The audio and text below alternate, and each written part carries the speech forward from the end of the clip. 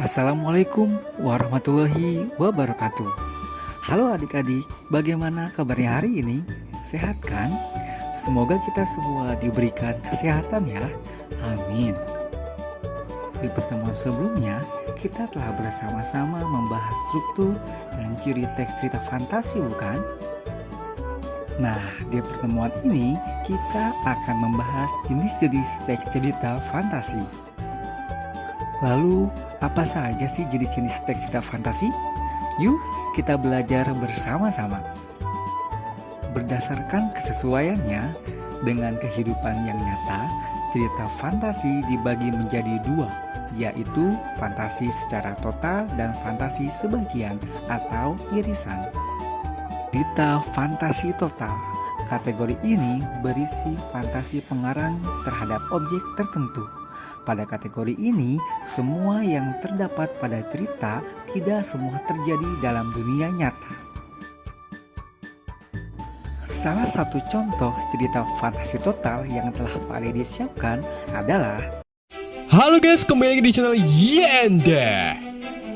Di video kali ini, admin akan merangkum sebuah film aksi petualangan berjudul Dragon War yang dirilis pada tahun 2007. Jadi adik-adik, film ini mengisahkan bangkitnya ular mitologi raksasa yang mengincar roh surgawi guna menjadi naga terkuat di dunia. Namun sayangnya, ular itu harus berhadapan dengan ular jahat yang berwujud ular. Gimana kisah selanjutnya? Mari kita simak alur ceritanya.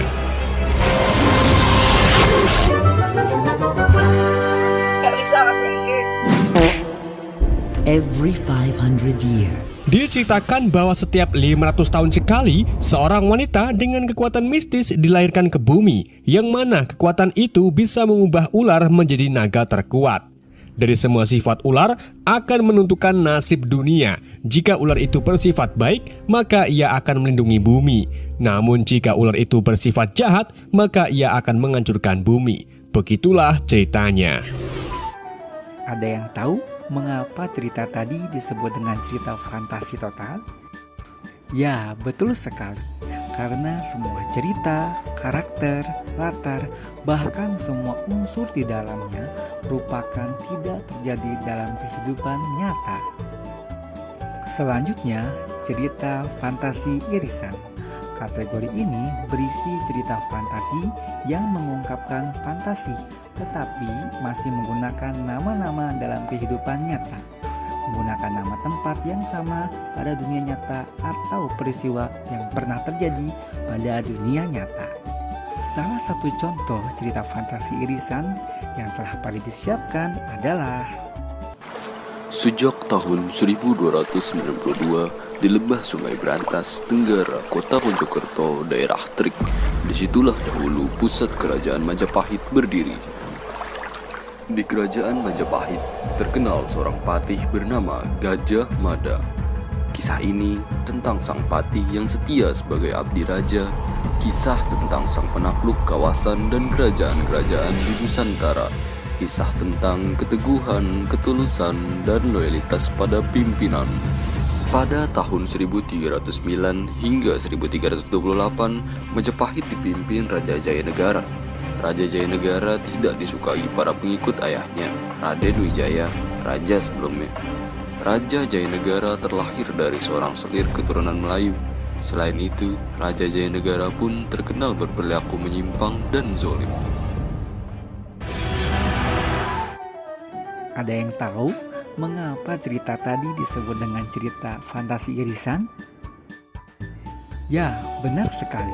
Karena semua cerita memakai latar dunia fantasi yang nama tempat atau peristiwanya masih ada di dunia nyata. Berdasarkan latar ceritanya, cerita fantasi dibedakan menjadi dua latar, yaitu latar lintas waktu dan latar waktu sezaman. Latar fantasi sezaman maksudnya latar yang digunakan satu masa atau fantasi masa kini, masa lampau, atau masa yang akan datang. Kemudian latar fantasi lintas waktu maksudnya berarti cerita fantasi yang menggunakan dua latar waktu yang berbeda. Misalnya masa sekarang dengan masa pada zaman prasejarah, masa sekarang dan masa 50 tahun mendatang. Baiklah, demikian materi yang bisa Pak Dedi sampaikan. Semoga dapat bermanfaat. Sampai bertemu kembali di pertemuan selanjutnya ya. Murid disiplin pakai sepatu, mengangkat tangan saat bertanya. Sampai jumpa di lain waktu untuk adik-adikku semuanya. Wassalamualaikum warahmatullahi wabarakatuh.